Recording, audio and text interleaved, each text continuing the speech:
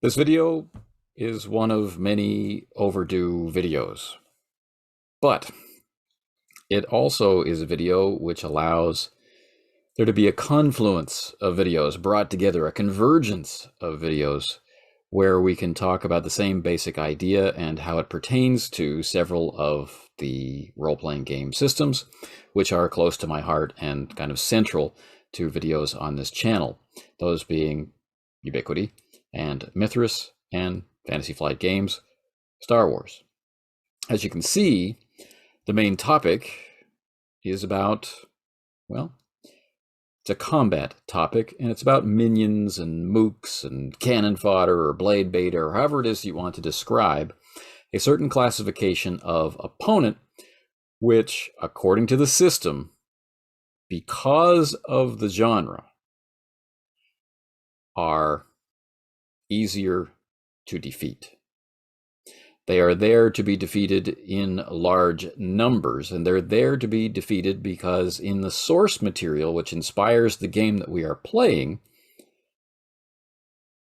we have scenes where these large numbers of opponents, whatever they may be, are met and are defeated. That even en masse, they cannot overcome the hero. They are there really as a proof of concept of the heroic ability of the main character. But in role-playing games, this isn't always satisfying. And that's what this video is about. Not what the rules are for them or how to handle it in game X, Y, or Z, but rather to get into the justification of it, to get into the mood of it, and to understand how it connects to genre, and hopefully be helpful in making it fun. So, when we go back to early games that rely on, let's say, levels or tiers of opposition, mechanically, this idea has essentially always existed.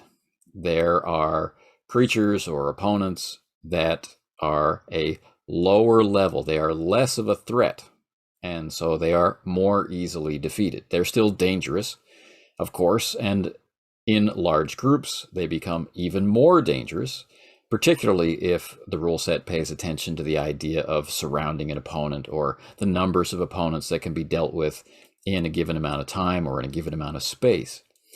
But really, the game system, by virtue of the way that game systems work, means that these lower value targets are more easily defeated.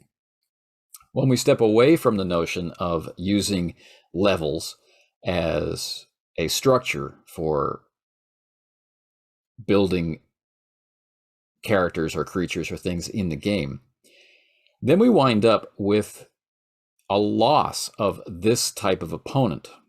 Right? We can wind up with, while playing starter characters, that all other characters of the same species, let's say we're playing human gangsters in 1930, right? So if we make our player characters as human gangsters in 1930, we make an opposing gang of human gangsters in 1930, we'll wind up with characters which are the same. The threat that each poses to each other is equivalent. And so suddenly we wind up not with a bar fight, a thematic and en-genre bar fight. We end up with a struggle to the death. We wind up with far more risk or peril than we may want, and we end up with far more risk or peril than suits the genre that we've chosen to play. Minions, mooks, cannon fodder, blade bait, all of these types of characterizations are inherently tied to the emulation of genre, the experience from the player's point of view through the lens of their character of being these types of larger than life characters. We are not playing the average Joe. We are playing pulpy, heroic characters.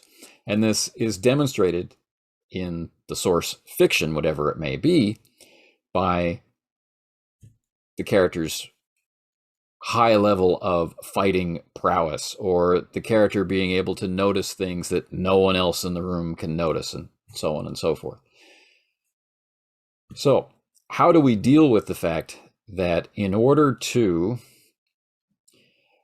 achieve this in a game without levels, we end up having to make a whole classification of characters which are by design easy to defeat, where this doesn't seem to match up with the rest of the system? It can cause a little bit of discomfort or dissatisfaction. How do we get past this? Well, one of the first ideas I think that's important to grasp is the notion of the intention to produce, the intention to adhere to, the intention to create, the intention to emulate, whatever it is that we're going out to do, a very specific feel, mood, or atmosphere, a very specific world in which these characters are inhabitants. And that if they walk about with the expectation that they are a character like the Shadow or Doc Savage, or they're a character like famous spies or G-men or pro wrestlers or whatever, that there's something about them. There's something about these wanderers of the waste. There's something about these bearers of swords versus vile villains who practice sorcery in distant towers. There's something about these people that makes them harder, makes them more dedicated to, makes them more willing or more able to survive the difficult challenges, the dangerous challenges, the deadly challenges of their environment than other people. That they are not average. And this can be an uncomfortable idea for people, the idea that in this game, we are zooming in on a type of person who is above average, and that they're, from a player character perspective and from the villain perspective, that the stars of the show, as it were, are not average. They are above average. They excel, they exceed, they surpass others, and that the average person is somewhat far below or far behind them. This can be a difficult thing to accept. We might not like it.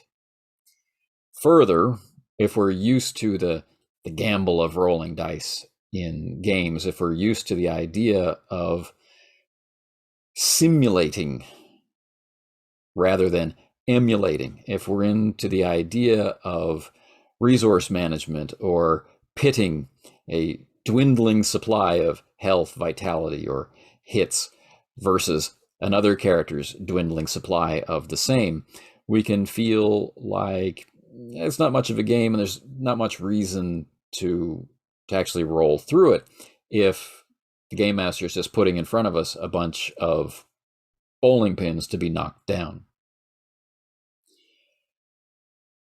So let's take a look at Ubiquity first. In Ubiquity, we have the notion of style points, and style is earned by reinforcing who your character is and what they do and why they do it. Right? So by behaving in a particular style and by doing so enjoyably according to what the group is trying to do, the group will be awarding style through the game master to the player.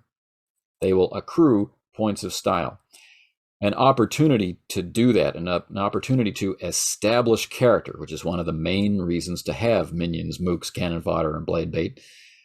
An opportunity to establish character is presented, and how we describe our way through this process, how the dice reinforce or offer setback as we go through this process, and how we think and interact and react and act during that whole process establishes who that character is, how they go about what they do, and it can help build expectation for more of that.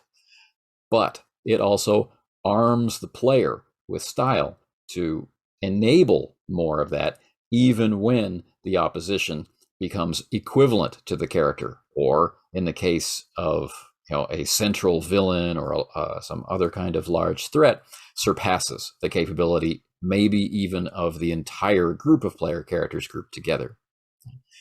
So without getting into scripting one scene leading into another scene, without getting into establishing a full flow of an adventure, we can still wind up with that same experience of that in-character enjoyment of these above average characters through the use of these different tiers of ability. In a sense, we are adding levels in where no levels really were to be found, or we're making it more explicit. We do this for the purpose of genre. Now, in a game like Mithras, in a system that operates like Mithras, it can be surprising to consider the idea that there might be this kind of rule. And in Mithras, these are referred to as rabble and underlings. And these are two distinct classes of Minion or Mook level character, the rabble being at the very bottom, and underlings being those, lower tier servants of your opposition who, even in a group, even massed together in a group, you can be fairly sure you can overcome. Now, Mithras being Mithras, there is perhaps more doubt that you can overcome a number of these characters, and you still have to manage your resources carefully, your action points, and make sure that you are, paying attention carefully to what's happening from the other side, what kind of attacks are being launched in your direction. But like with Ubiquity and like with Fantasy Flight Games Star Wars, what we end up with this tool of genre support, we end up with specific rules that outline a course of behavior. Now, the rules in Mithras being Mithras, are far clearer than what we would find in a Ubiquity game. In Ubiquity, for example, in All for One Regime Diabolique, we have a small text box, an aside to the game master, that optionally they can add in blade fodder or cannon fodder that will go down with 1 wound level. Now, it describes them there as dying or passing into unconsciousness. Of course, the main idea being that they are taken out of the fight. If the player character is trying to kill the fodder, then we can rule that they die. If the player character is unconcerned with the ultimate fate of this lower tier opponent, but just needs to get past them, then we're not in any way bound to killing them off. And it's very much like Star Wars, where we've got hallways filled with blaster fire, and we've got stormtroopers armored against such blaster fire, and yet they're going down. Are they dead? If so, what was the point of them wearing the armor? Well, then we start working our way through what's really going on. These characters are being taken out in a way that may or may not be lethal, in a way that may or may not lead to unconsciousness, which may or may not lead to surrender or playing possum or getting out of the way, right? Either way, the characters move through quickly, and what was put before them as opposition no longer is. So in Mithras, we're given specific numbers of that shape this idea of the rabble, and we are given very specific guidance into what it means when they are injured and how likely they are to give up the fight and what behavior they might present if they are wounded, such as screaming in pain or begging for mercy. If they receive such significant amounts of damage, they might die in some horrible way.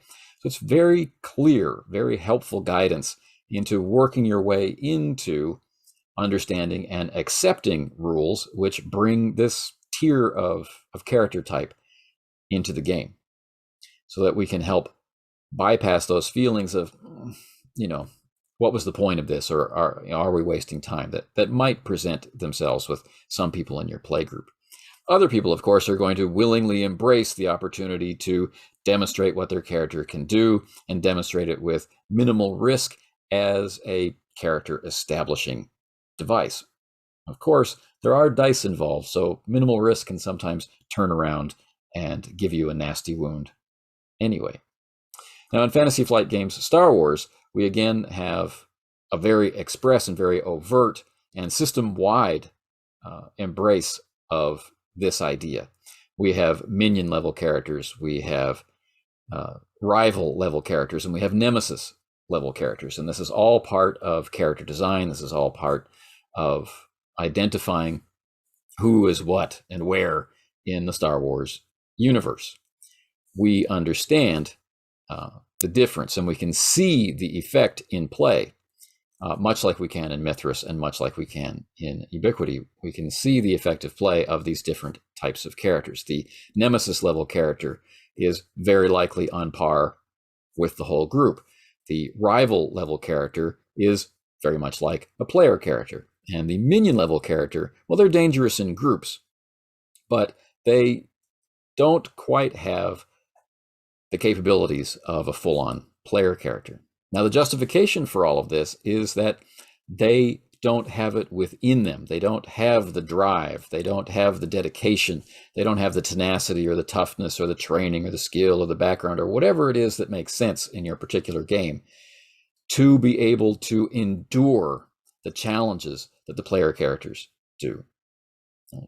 So when we think about our own lives and the things that stop us, things that prevent us from doing things, when we think about violence in our own lives and how willing we might be to continue on despite having a broken nose and missing teeth and, you know, maybe a cracked bone in your skull or broken ribs, or you've had the wind knocked out of you. How willing are you in that moment to continue on with the fight? We can gain insight into this class or this tier of character type. We can see that the hero is made of sterner stuff. And this is, of course, a role-playing game where we are taking on the opportunity to embrace abilities which are far beyond the norm in situations which are far beyond the norm, with bending or breaking or the complete absence of rules that make our lives possible and survivable.